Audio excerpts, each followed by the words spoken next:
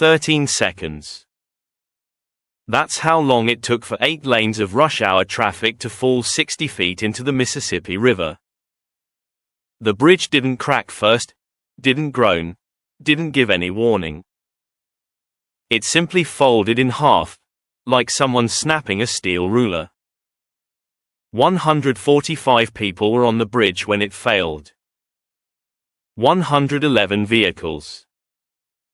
Mothers driving home from work, construction workers heading to evening shifts, students returning from summer classes. All of them trusting that the massive steel structure beneath them was solid, reliable, safe. Federal inspectors had rated the bridge as structurally deficient for 17 years. 17 years of warnings. 17 years of reports filed and filed away. 17 years of engineers saying something was wrong. But on August 1, 2007, at exactly 6:05 p.m., the engineers were proved catastrophically right. The Interstate 35 West Bridge, one of Minnesota's busiest crossings, a critical artery connecting Minneapolis and St. Paul, collapsed. 13 people died. 145 were injured. And the nation discovered that structurally deficient was bureaucratic language for "it might kill you any day now." This is the story of the I-35W bridge collapse.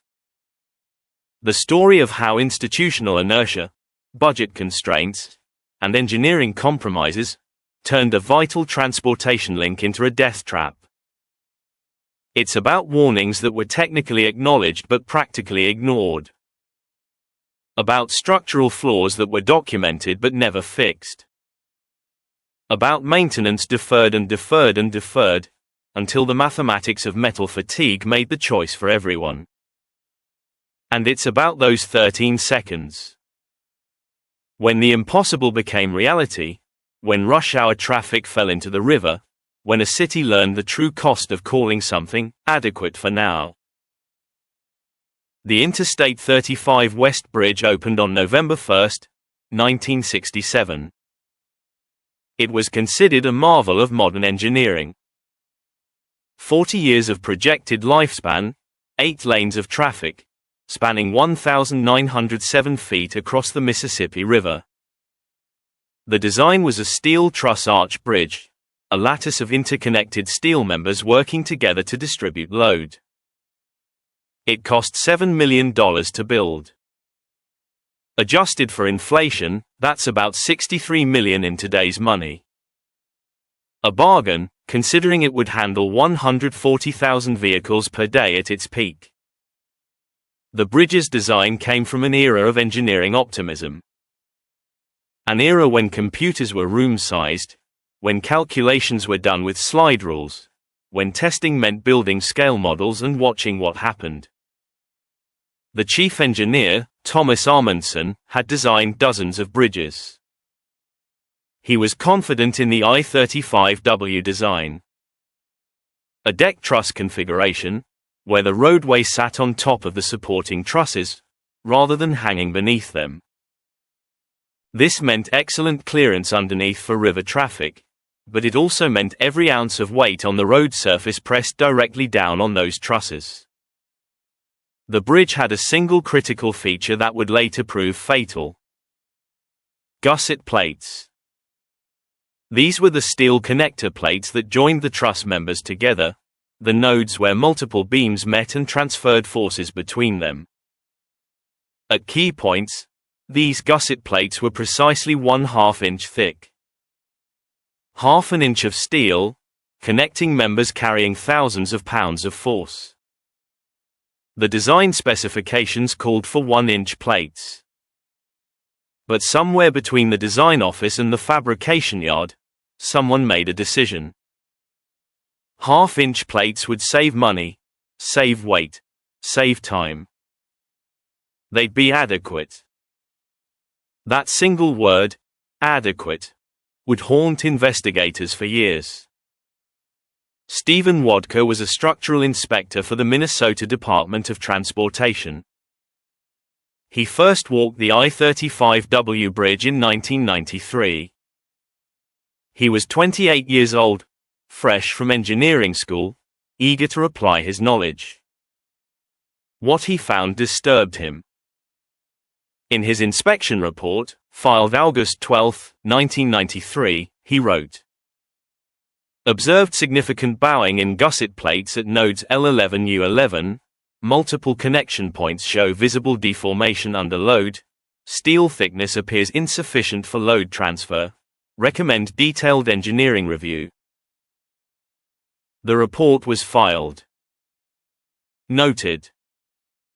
The bridge was downgraded from satisfactory to structurally deficient. But traffic continued as normal. Wadker would later testify before Congress. "I knew something was wrong, I could see it.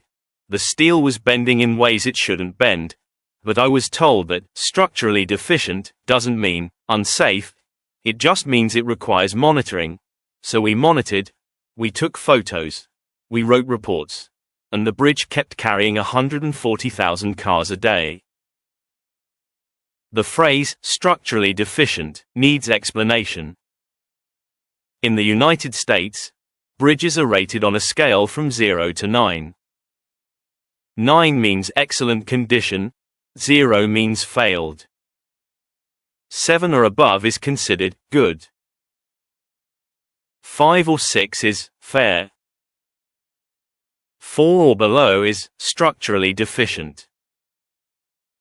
Structurally deficient doesn't necessarily mean immediately dangerous. It means the bridge has deteriorated below current design standards. It means it requires close monitoring and may need rehabilitation or replacement. It means, essentially, this bridge is on borrowed time. The I-35W bridge was rated 4. Structurally deficient, but still open. One of more than 70,000 structurally deficient bridges in America. Most of them still carrying traffic. Because closing a major bridge is expensive, disruptive, politically difficult. And as long as engineers said it was adequate, traffic continued. Curtis Hedman worked for Microtech Engineering Services. His company had contracted to inspect the I-35W bridge in 2001.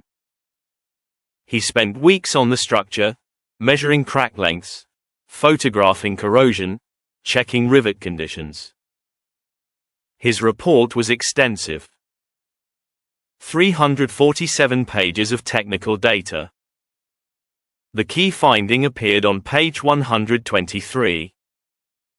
Gusset plates at critical nodes show bowing up to 3/4 of an inch out of plane. This indicates severe overstress. Plates are deflecting under normal traffic loads, under peak loads or with additional construction equipment. Failure potential increases significantly. He recommended reducing the bridge to 4 lanes instead of 8. Limiting heavy truck traffic. Installing monitoring systems to detect additional deformation. Beginning immediate planning for replacement. The recommendations were considered. The bridge remained 8 lanes.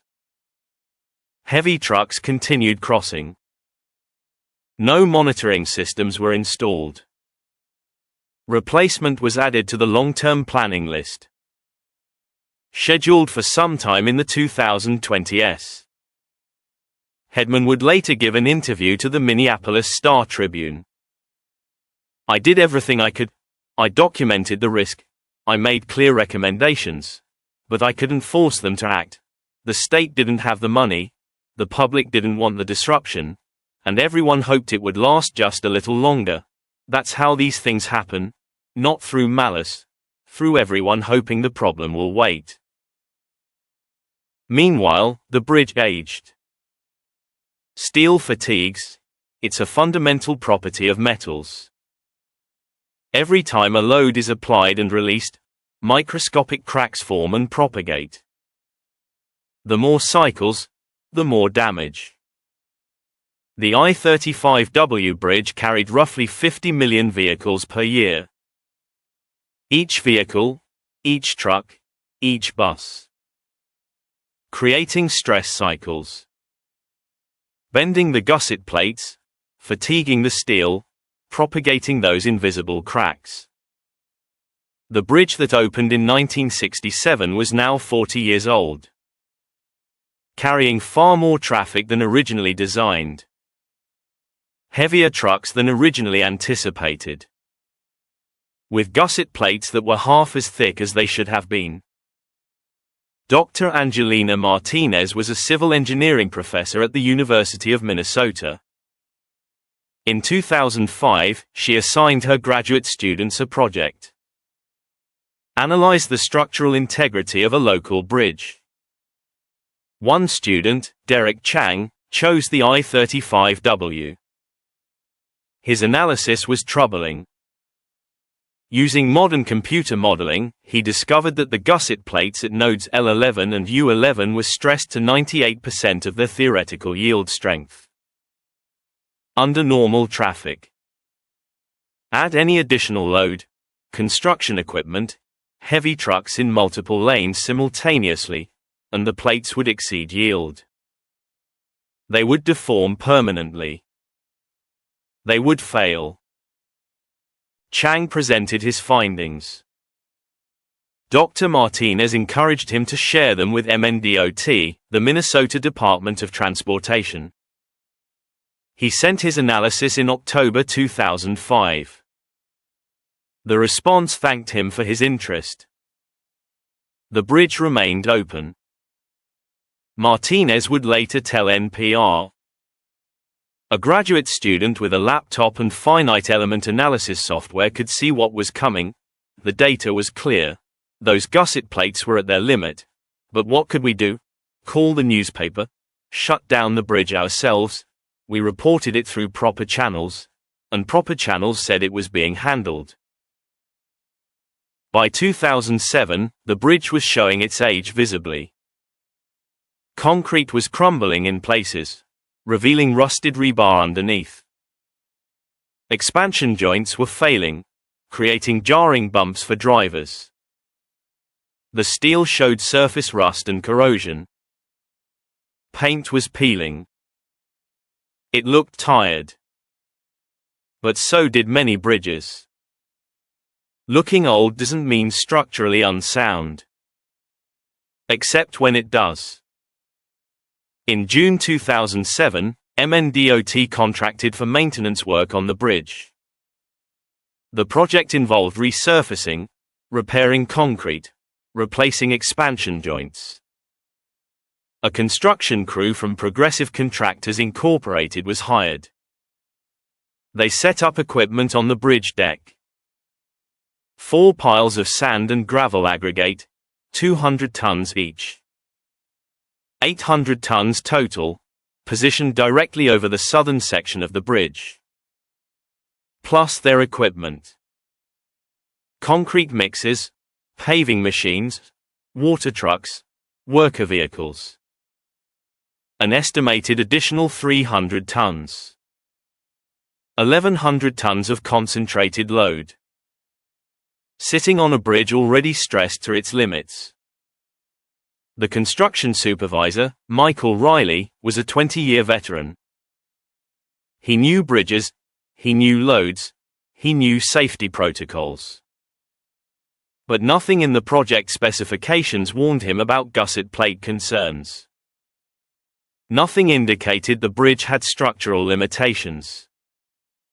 He placed the material piles where they'd be most convenient for the work. Directly over the areas that Curtis Hedman had identified as critically overstressed 6 years earlier. Riley would later testify at the NTSB hearing. We were just doing our job, normal bridge maintenance. We'd done 100 projects like this. Nobody told us there was anything unusual about this bridge. Nobody said, don't put materials here, or limit the load. We just We just did what we always did. August 1, 2007 was a Wednesday. Temperature, 81 degrees Fahrenheit. Sunny, light wind, beautiful summer evening.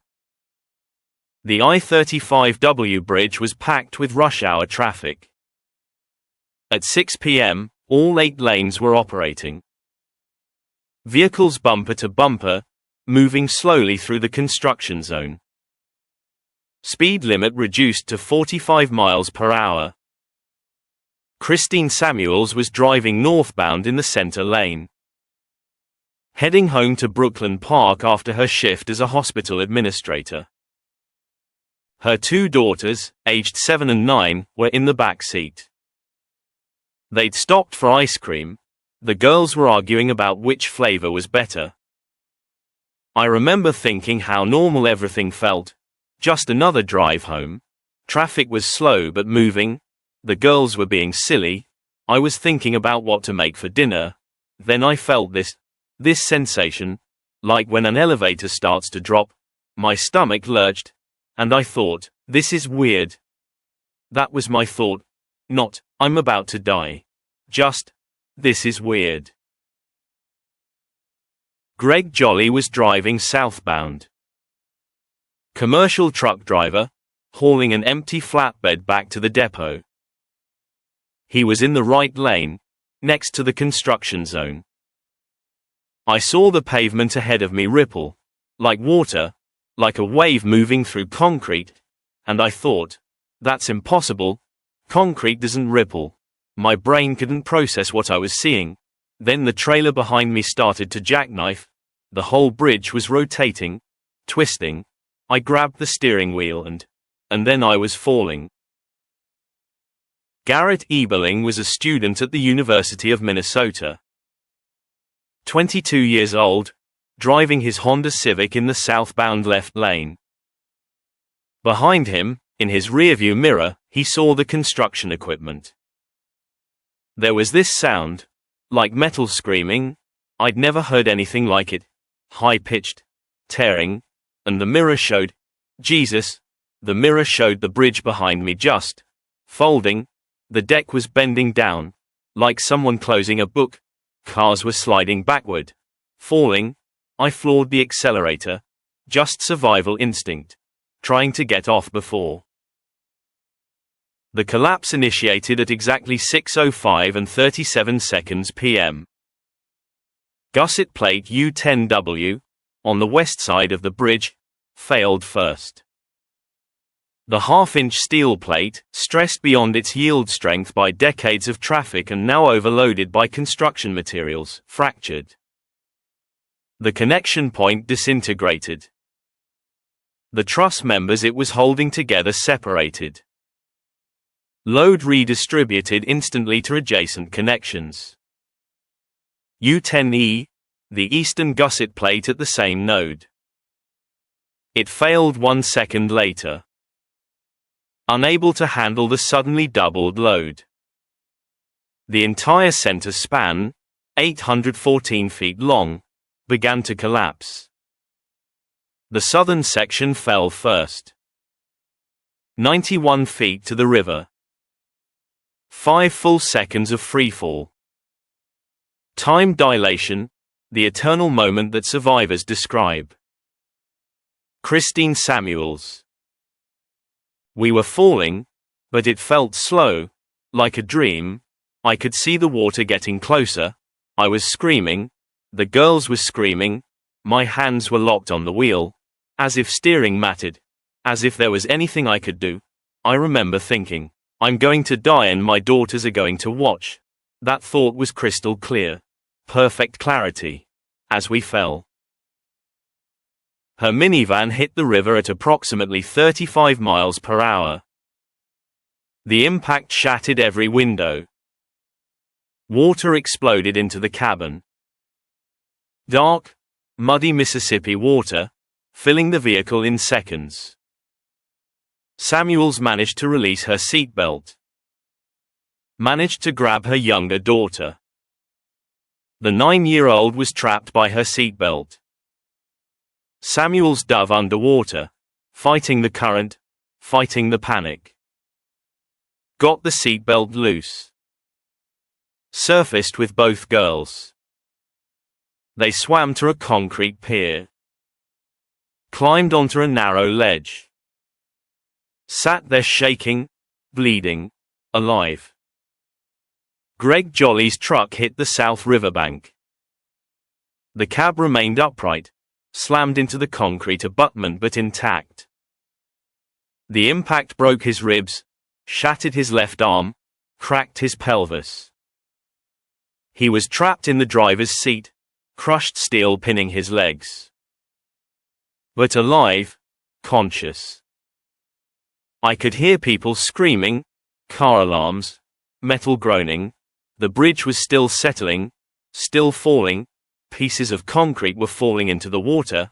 I tried to move and the pain, I couldn't describe it. I just held on and prayed someone would come. Garrett Eberling was luckier. His Honda was on the northern section of the bridge.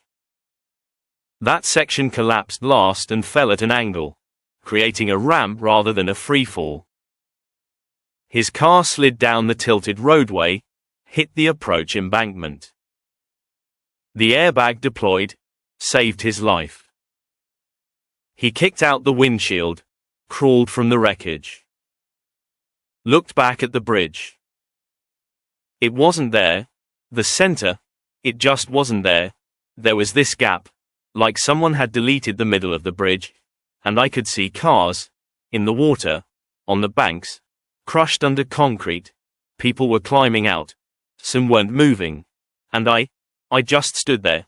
I couldn't process what I was seeing. The northern section of the deck fell last. 3 full spans, crushing the construction vehicles underneath. Michael Riley, the construction supervisor, was standing next to his pickup truck when the deck gave way. The concrete slab fell, taking him with it. He died instantly.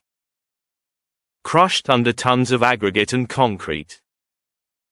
His crew, 4 men, all killed. Never had a chance. The material piles he positioned that morning. The 800 tons of sand and gravel. The final straw that broke the bridge's back. They scattered across the wreckage, mixed with twisted steel and shattered lives. Sarah Clark was driving on West River Parkway. She'd stopped at a traffic light, waiting to turn. She saw the entire collapse. I thought it was a movie. I literally thought it was special effects. It was too big to be real. This massive bridge, just coming apart, falling, cars were falling, people were dying, and my brain said, this is CGI. Because reality isn't supposed to do that. She grabbed her phone, called 911. 911, what's your emergency? The bridge collapsed, the 35W bridge, it's in the river, there are cars, people are, oh God, people are in the water. Mom, are you saying the bridge collapsed? Yes, the whole thing, it's gone, send everyone, send ambulances, send, Jesus, just send everyone. The call came in at 6:05 and 49 seconds. 12 seconds after the collapse began. Dispatcher Michelle Johnson immediately activated the mass casualty protocol. I've been a dispatcher for 14 years. I've handled murders, crashes, fires, but my hands were shaking as I keyed the radio. Because I knew this was going to be catastrophic. At 6:06 p.m., every fire station in Minneapolis received the alert. Bridge collapse, I-35W at the Mississippi River, unknown number of casualties. Lieutenant Jeremy Thompson was at Fire Station 19. 3 blocks from the bridge. He heard the collapse. We heard this sound, like rolling thunder, except it didn't stop. It went on and on, metal tearing, concrete breaking, just noise. We ran outside and we could see the dust cloud. We knew, before the call came, we knew something terrible had happened. His engine company was first on scene. 90 seconds after the collapse. What they saw defied their training. A bridge that carried 140,000 vehicles daily was simply gone. Replaced by a nightmare of twisted steel, shattered concrete, crushed vehicles. And people, dozens of people, some walking, some crawling, some not moving. Thompson. Where do you even start? There were people in the water, on the banks, trapped in cars. We could hear people screaming, could hear car horns stuck on, could hear, God, you could hear people calling for help, from under the wreckage. And you had to choose, who to help first. How do you make that choice? Officer Thomas Davis of the Minneapolis Police Department was patrolling downtown. He arrived within 3 minutes. I've been a cop for 17 years. I've seen bad crashes, multi-car pileups. But this, I got out of my patrol car and I couldn't comprehend the scale. The bridge was in the river, the actual bridge, steel beams thicker than my body, bent like wire, and everywhere, cars. Some right side up, some upside down, some vertical, like they'd been dropped from the sky. He started triage. Moving from vehicle to vehicle, checking for survivors. A Honda Accord, crushed flat, maybe 18 inches from roof to floor. I looked in and I knew nobody could survive that, but I checked anyway. Because what if you have to check, even when you know? Dr. Emily Jensen was an emergency physician at Hennepin County Medical Center, 2 miles from the bridge. The hospital received the alert at 6:07 p.m. Mass casualty incident, bridge collapse, prepare for dozens of critical patients. We train for this, mass casualty drills, disaster protocols, but you never actually think you'll use them.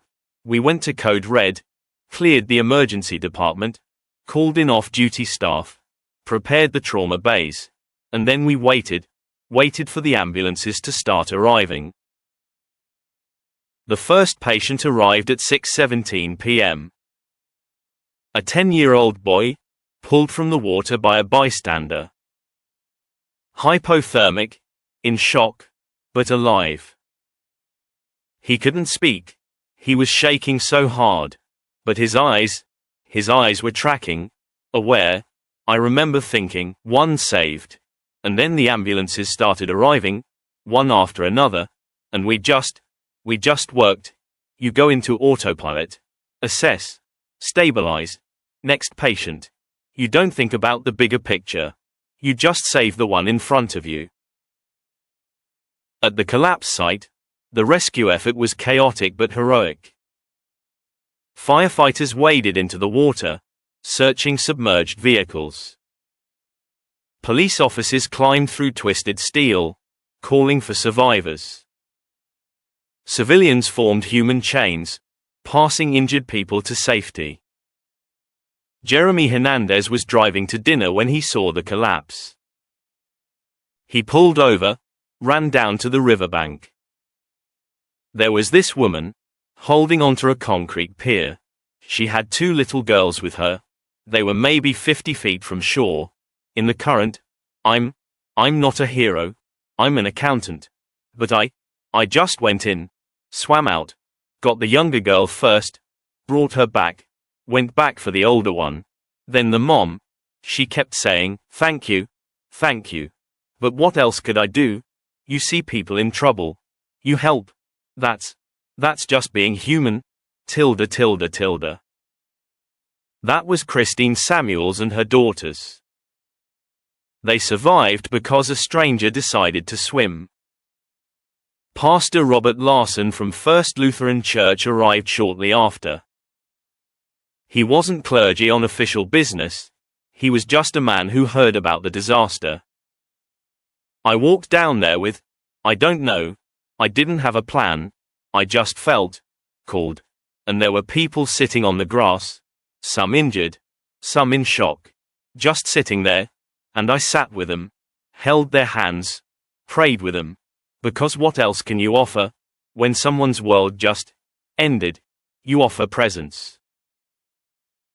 If you believe these stories matter, if you think we should remember when warnings go unheeded and people pay the price, a subscription helps keep this channel documenting these moments. The scene at the riverbank became a staging area for one of the largest rescue operations in Minnesota history. Battalion Chief John Franklin arrived at 6:13 p.m. His 28 years of firefighting experience, nothing had prepared him for this. I've run building collapses, gas explosions, train derailments, but a bridge, a whole bridge, in the river, with cars, with people, the scale it was overwhelming. I had to stop and think, divide the site into sectors, assign teams, because if you let the chaos control you, people die. He established command post on the west bank. Divided the collapse site into 4 zones. Alpha Sector, the southern approach, where the deck had fallen onto the roadway. Bravo Sector, the main river span, submerged vehicles and floating debris. Charlie Sector, the northern section, tilted but partially intact. Delta Sector, the east bank, secondary impacts and injured who'd walked from the wreckage. Each sector got dedicated teams. Fire, police, medical, technical rescue. Franklin. You have to be ruthless about priorities. Living victims first, then accessible deceased, then difficult recoveries. It sounds cold, but that's how you save the most people. You can't let emotion, can't let the horror, distract you from the math of rescue. In Alpha Sector, firefighters used hydraulic spreaders, the jaws of life, cutting through twisted metal to reach trapped survivors. Captain David Chen led the team working on a crushed minivan. The van was compressed, maybe 3 feet of space inside. We could see movement, someone alive in there, but the structural steel from the bridge was on top of the vehicle, tons of it. We couldn't lift it. We had to cut. Every few minutes we'd stop, check, make sure we weren't making it worse. The person inside, we could hear them breathing, moaning. For 2 hours we cut. 2 hours. They extracted the driver at 8:17 p.m. Gerald Schultz, age 43, both legs crushed, pelvis fractured, but alive. He survived. 11 surgeries over the following year. Never walked again without assistance. But alive. In Bravo Sector, the river rescue was even more complex. The Mississippi current ran at 5 miles per hour through the collapse site. Cold water, 68 degrees, hypothermia risk within 30 minutes. Submerged vehicles, some with victims still inside. Dive teams from Minneapolis Fire, St. Paul Fire, and the Hennepin County Sheriff's Office. Sergeant Maria Rodriguez coordinated the water operations. We had to map every vehicle, mark them, prioritize. Some cars were in 20 feet of water, current pushing against you, visibility maybe 2 feet. You're working by feel, and you know that every minute matters, but you also know, you can't rush, can't panic, because then you die too, and you help nobody. Her team found 7 vehicles submerged in the first hour. 3 with survivors still inside. Marcus Johnson was one of them. His Jeep Cherokee had gone in right side up. Air pocket in the back seat, where he'd climbed. Trapped, water rising slowly. I could see light from above the water, could see shadows moving, rescue workers, but I couldn't. I was trapped. The door was wedged. The window wouldn't break. And the water, it was coming in, inch by inch. I was screaming. But underwater, nobody could hear. I genuinely thought, this is how I die. Watching rescue workers 20 feet away, drowning in an air pocket. Diver Thomas Murphy found him at 6:47 p.m. 42 minutes after the collapse. Murphy broke the rear window, pulled Johnson out. Both surfaced, Johnson gasping, alive. Murphy would receive the Medal of Valor. But in the interview, he deflected. I just did my job. Any of us would have. Marcus was lucky. Lucky the Jeep stayed upright. Lucky there was air. Lucky we found him in time. 10 more minutes. Different story. He knows it. I know it. That's what stays with you. The ones you save. And the ones you don't. Because not everyone was lucky. Diver Patricia Chang found a silver Camry at 7:03 p.m. Driver still strapped in, passenger side also occupied. Both deceased. Vehicle located at grid reference Bravo 7, approximately 18 feet depth, 2 occupants, no signs of life, vehicle filled with water, deployed marker buoy, continued search pattern. The clinical language, a necessity. Because the alternative, describing what she actually saw.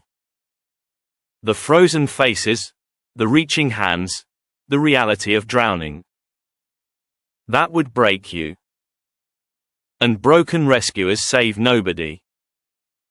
In Charlie sector, the northern section, the situation was equally desperate.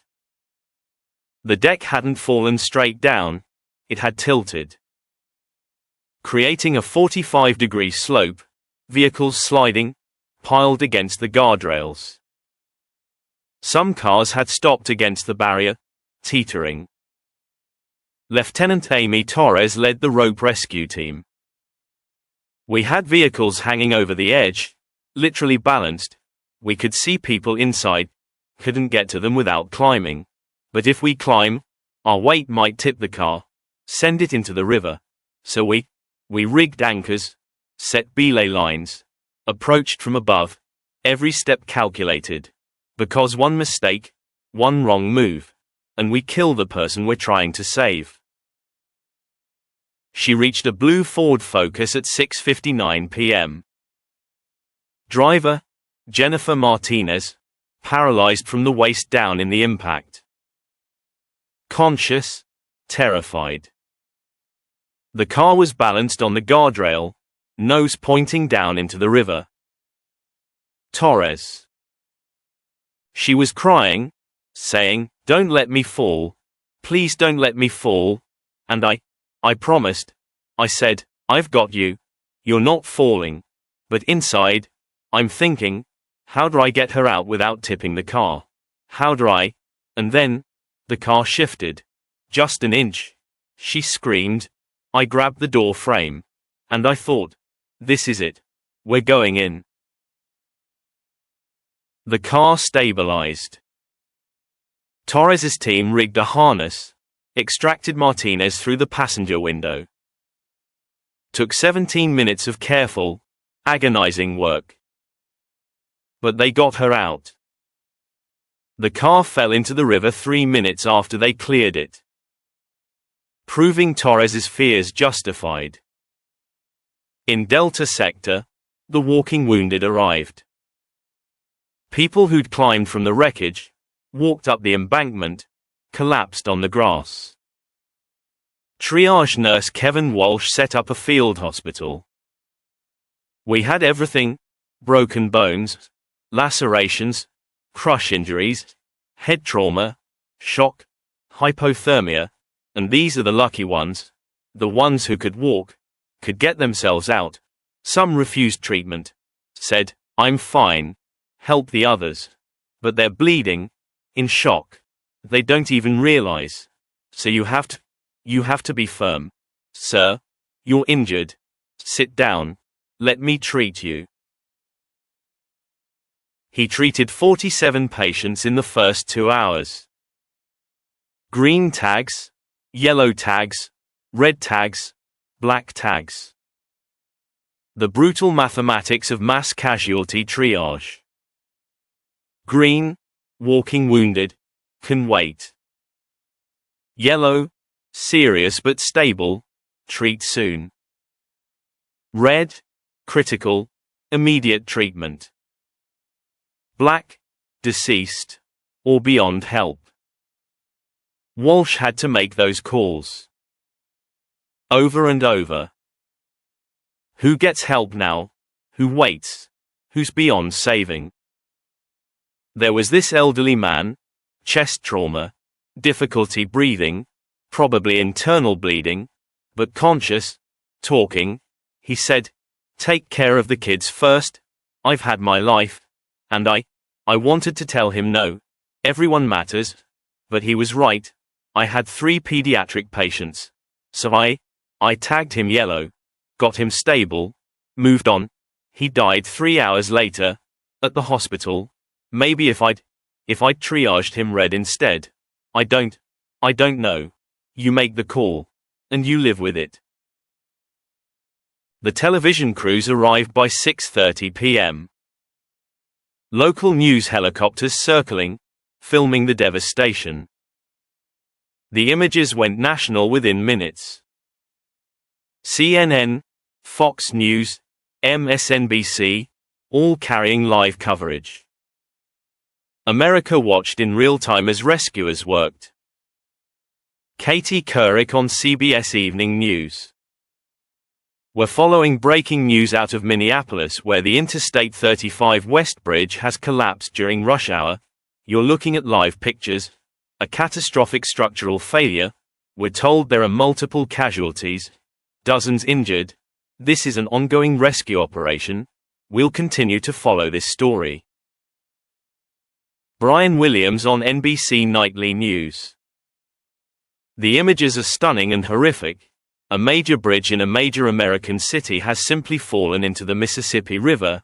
This is not a third world disaster. This is Minneapolis, Minnesota. This raises profound questions about America's aging infrastructure. The White House issued a statement at 7:15 p.m. President George W. Bush. Laura and I are deeply saddened by the tragic bridge collapse in Minneapolis. Our thoughts and prayers are with the victims and their families. I've spoken with Governor Pawlenty and assured him of the federal government's full support. The Department of Transportation will work with state authorities to investigate the cause and prevent future tragedies. But for the rescuers working in the wreckage, politics was distant. Irrelevant. All that mattered was the next victim, the next car, the next chance to save a life. Paramedic James Morrison was working the river's edge. 6:47 p.m., pulled a young woman from the water, maybe 25, hypothermic, fractured ribs, pneumothorax, started oxygen, chest decompress, loaded her in the ambulance. She grabbed my hand, said, "My husband. He was driving. Did you find him?" And I didn't know who her husband was. Which car? If he was alive. So I said, "They're looking. They're doing everything they can." Because what else can you say? She let go of my hand, closed her eyes. And I wonder if she knew. If she could tell that I couldn't promise anything. Tilde. Her husband was found 2 days later. Deceased. Still in the driver's seat of their Honda. 20 feet underwater. They'd been married 8 months. The body recovery took 3 days. Divers worked in murky water, in currents, among twisted steel and live electrical wires. Each recovered victim was handled with reverence. Minneapolis Police Lieutenant Mike Sauro coordinated the recovery. Every person we brought up, we treated them with dignity, covered them, documented everything, because these aren't bodies, these are people. They're someone's mother, someone's kid, someone's friend, and they deserve respect, even, especially, now. The final death toll was 13. 13 names that would be carved in bronze. Scott Sathers, 29, father of 2. Greg Jolly, 45, truck driver. Paul Eichstadt, 51, construction worker. Artemio Trinidad Mena, 29, construction worker. Carlos Barrera, 22, construction worker. Peter Hausman, 47, construction foreman. Hanson Lowell, 47, restaurant owner. Sherry Engebretson, 60, school bus driver. Vera Peck, 50, elementary school teacher. Christina Savoie, 20, recent college graduate. Patrick Holmes, 36, mechanical engineer. Lindsay Wildbridge, 19, student. Julia Blackhawk, 33, mother of 4. 13 people. Each one someone's everything. Let me tell you about 4 of them. Because they weren't statistics, they were people. And their stories matter. Scott Sathers left for work that morning like any other. 29 years old, father of 2 young daughters, maintenance worker at a downtown office building. He kissed his wife Amanda goodbye, kissed the kids, said, "See you at dinner." His wife would later testify before Congress. Scott left for work that morning, same as always, kissed me goodbye, kissed the kids, said, "See you at dinner." That was the last time he was supposed to, we were going to, I'm sorry, I can't, tilde tilde tilde. She couldn't finish. Because how do you finish that sentence? How do you describe the moment your husband leaves for work and never comes home? His daughters were 4 and 6 years old. They're adults now, 21 and 23. They grew up without their father. Every birthday, every graduation, every milestone. Missing the man who should have been there. Paul Eichstadt and the construction crew never had a chance. 5 men, working to repair the bridge that killed them. Eichstadt was 51, veteran construction worker, experienced heavy equipment operator. With him died 4 others from the crew. Artemio Trinidad Mena, 29, from Mexico, sending money home to his wife and 3 children. His brother Carlos spoke through a translator. Artemio came to America for opportunity, for a better life. He worked hard, every day, called home every week, talked to his children, told them he loved them. He was building something, helping build this country, and it killed him. The bridge he was trying to fix, it killed him. Tilde tilde tilde. Carlos Barrera, 22, just graduated from trade school, his first major project. Peter Hausman, 47, 20 years of construction experience, father of 3. Patrick Holmes, 36, mechanical engineer, ironically killed by the very type of failure he was trained to prevent. 5 men, doing their jobs, following orders, placing materials where they were told to place them. Killed by structural flaws they had no way of knowing existed. Sherry Engebretson was driving her school bus home. Empty, after her route, after 23 years of service. She was 60 years old, planning to retire the following year. The kids loved her, parents trusted her, she knew every child's name, remembered their birthdays. When the bridge fell, the bus went straight into the river, sank immediately.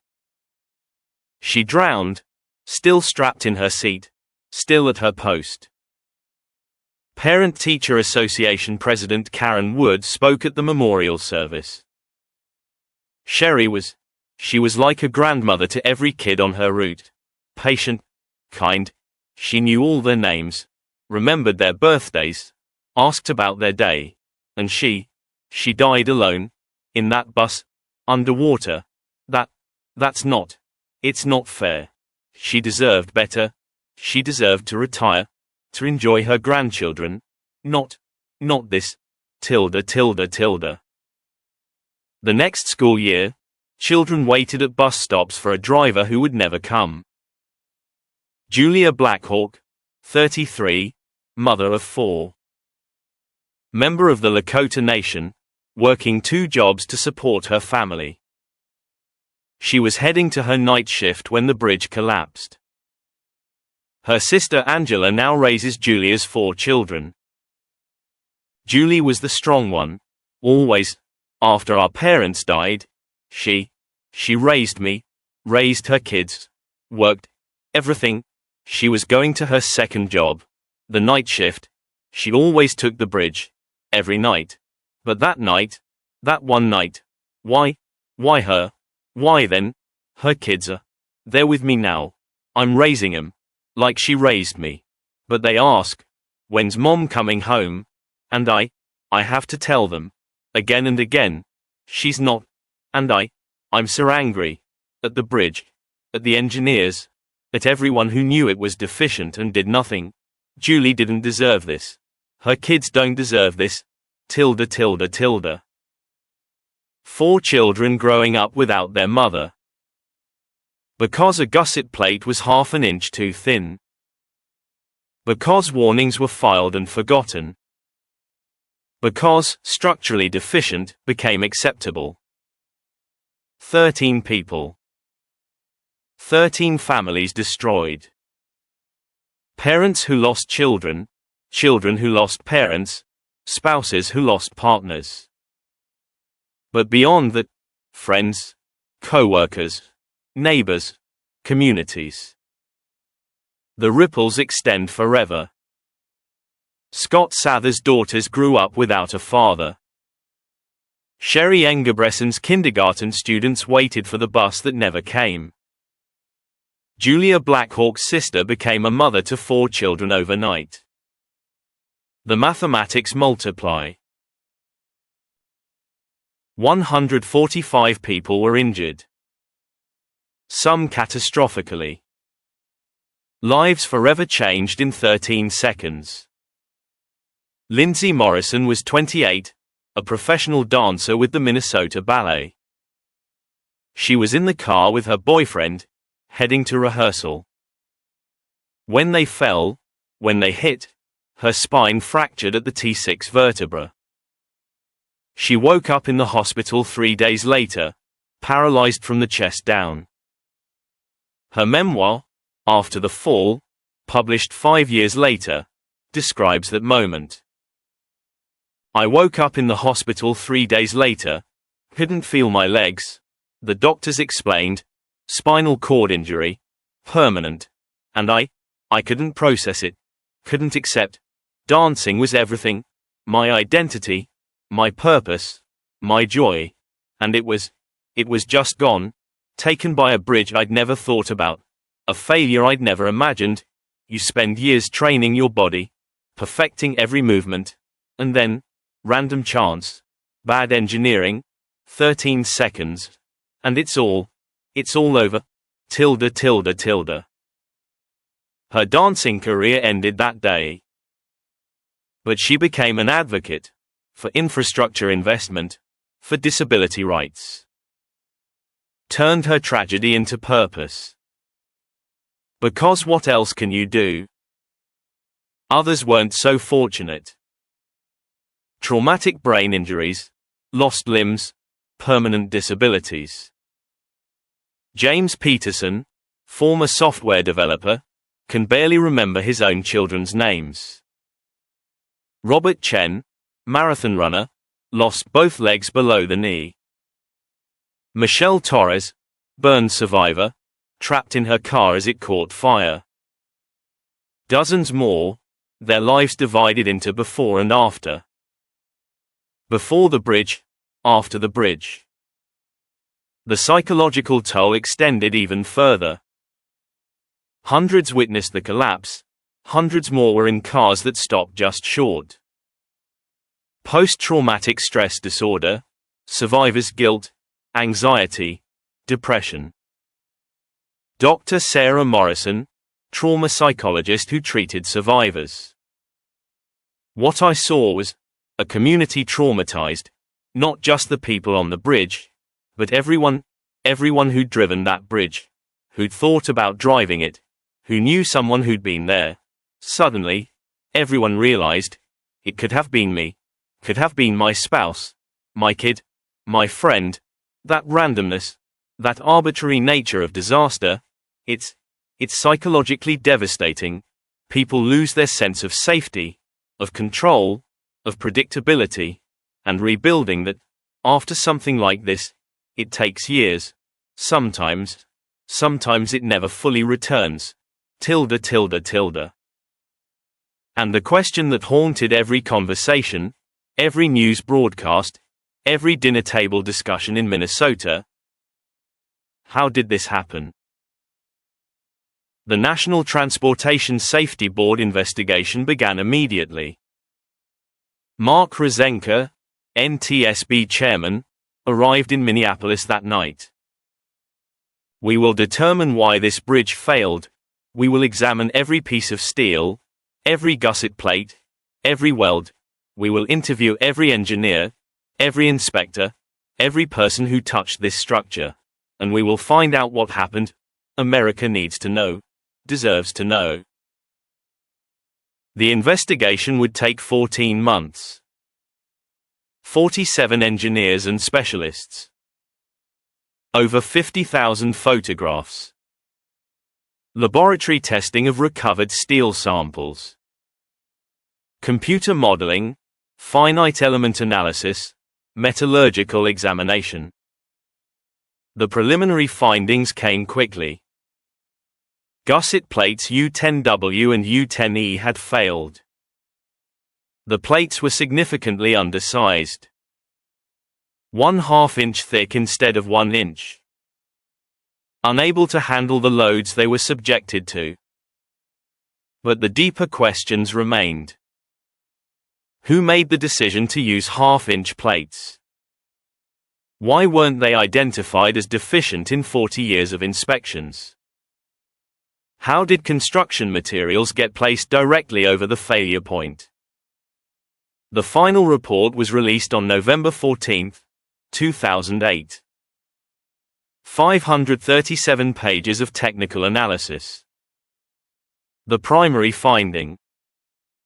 The National Transportation Safety Board determines that the probable cause of the collapse of the Interstate 35 West Bridge in Minneapolis, Minnesota, was the inadequate load capacity, due to a design error by Sverdrup and Parcel and Associates Incorporated, of the gusset plates at the U10 nodes, which failed under a combination of structural loads from the weight of the bridge and traffic, and concentrated loads from heavy construction materials and equipment. Design error. Not poor maintenance.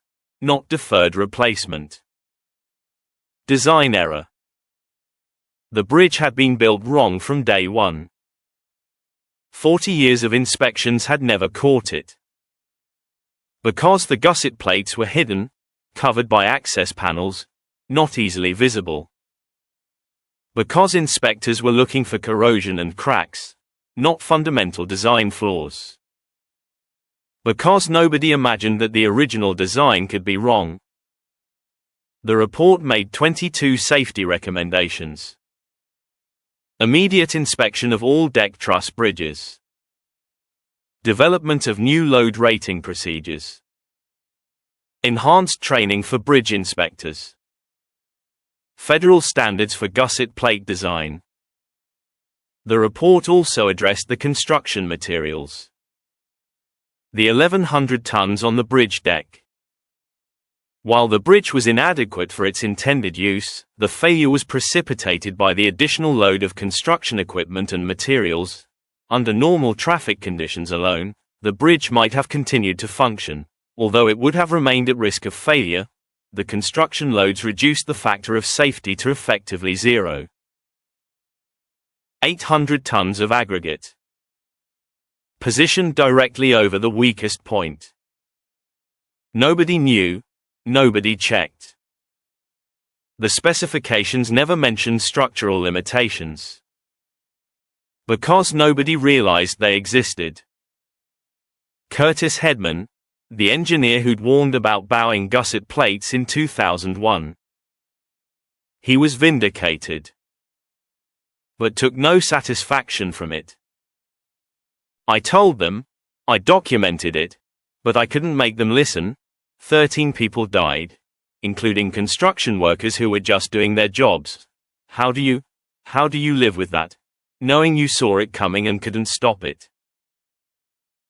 The families filed lawsuits against the state of Minnesota, against MNDOT, against progressive contractors, against the original design firm, against everyone who'd touched the bridge. The state of Minnesota settled $358 million to survivors and families. An admission, payment, acknowledgement of responsibility. Governor Tim Pawlenty addressed the state. We failed these people, the state failed them, we knew the bridge was deficient, we knew it needed replacement, and we chose to wait, to defer, to hope it would hold a little longer. 13 people paid for that choice with their lives. I'm sorry. It's inadequate. But I'm deeply, profoundly sorry. The new Interstate 35 West Bridge opened on September 18, 2008. Just 13 months after the collapse. Record construction time. $625 million. 10 lanes, modern design, rated to last 100 years. Built with a sense of urgency that the old bridge never received. The memorial stands at the site. 13 plaques, bronze, each bearing a name. Scott Sathers, Greg Jolly, Michael Riley, Artemio Trinidad Mena, Carlos Barrera, Peter Hausman, Sherry Engebretson, Vera Peck, Christina Savoy, Patrick Holmes, Hanson Chan, Julia Blackhawk, and one unidentified victim, never claimed. 13 lives. 13 seconds. The mathematics are brutal. But they tell the story of how institutional failure compounds. How design errors from 1967 weren't caught by inspections in the 1990s. How warnings from engineers in 2001 weren't acted upon. How structurally deficient became normalized, acceptable, just another box to check. How construction materials were placed without considering the underlying fragility. How every small failure, every deferred decision, every hope that it would last just a little longer, led inevitably to 6:05 p.m. on August 1, 2007. Dr. Angelina Martinez, the professor whose graduate student had warned about the gusset plates. She testified before Congress in October 2007. We have 73,000 structurally deficient bridges in America, 73,000, each one rated, monitored, known to authorities, and we drive over them every day, trusting they'll hold. The I-35W bridge held for 40 years, until it didn't. How many others are waiting, holding on, one more day, one more truck, one more winter, until the mathematics say no more. Congress appropriated additional bridge inspection funding. Not enough, never enough. But more than before. That's the pattern. Tragedy purchases attention. Catastrophe purchases funding. Bodies purchase change.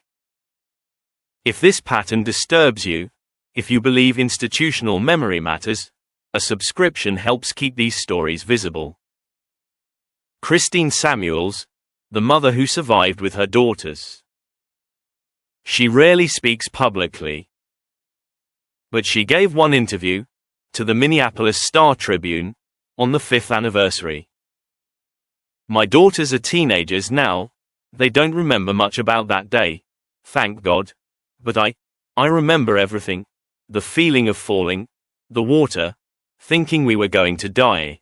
And sometimes I think, we were lucky, we fell into the river, not onto the roadway, not under falling concrete, we got lucky. Others didn't. And that's survivor's guilt. It's real. Why did we make it? Why did others not? There's no answer. Just chance, mathematics, luck. Call it whatever you want. It's arbitrary and it's awful. Jeremy Hernandez, the accountant who swam out to rescue them. He was awarded the Carnegie Hero Medal. I don't think about it that way, about being a hero. I think about, what if I hadn't stopped? What if I'd kept driving? Would someone else have gone in? Would they have survived? I don't know. I saw people who needed help. And I helped. That's it. That's the whole story. But actually, it's not the whole story. The whole story is about a society that built 70,000 bridges. Then let them age. Then called them adequate, and structurally deficient, and requiring monitoring. Then kept driving over them. Until the mathematics of metal fatigue said no. The I-35W bridge didn't fail suddenly. It failed slowly. Over 40 years. Every traffic load, every truck, every winter freeze-thaw cycle. Adding stress, propagating cracks, fatiguing the undersized gusset plates. The failure was inevitable. The only question was when. August 1, 2007, at 6:05 p.m., the when arrived. And 13 people were on that bridge when the inevitable became reality. That's the real story. Not of a bridge that collapsed, but of a bridge that was built inadequately, inspected inadequately, maintained inadequately, and allowed to carry 140,000 vehicles a day. Until mathematics and metal fatigue rendered their verdict. In 13 seconds. 13 seconds of freefall. 13 seconds that survivors will remember forever. 13 seconds that killed 13 people. And exposed the truth. That structurally deficient means exactly what it sounds like. That adequate for now is a gamble. That every deferred repair, every delayed replacement, every decision to let it ride a little longer, is a bet placed with other people's lives. The I-35W bridge was that bet called. 13 people lost. 145 were injured. And America learned, again, at great cost, that infrastructure matters. That the steel under our feet is only as strong as our commitment to maintaining it. That adequate isn't good enough. When adequate means, might kill you any day. The memorial is still there. On the west bank of the Mississippi. 13 names in bronze.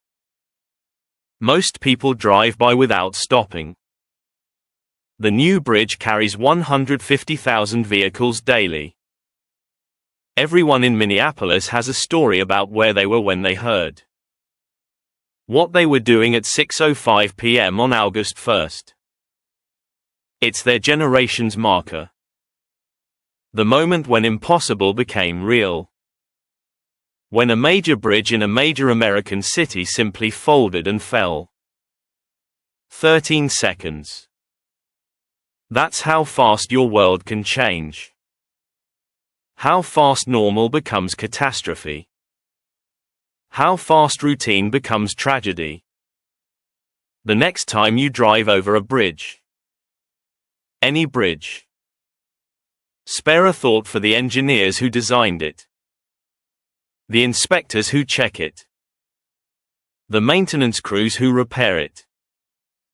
And the 13 people who crossed the I-35W bridge at exactly the wrong moment.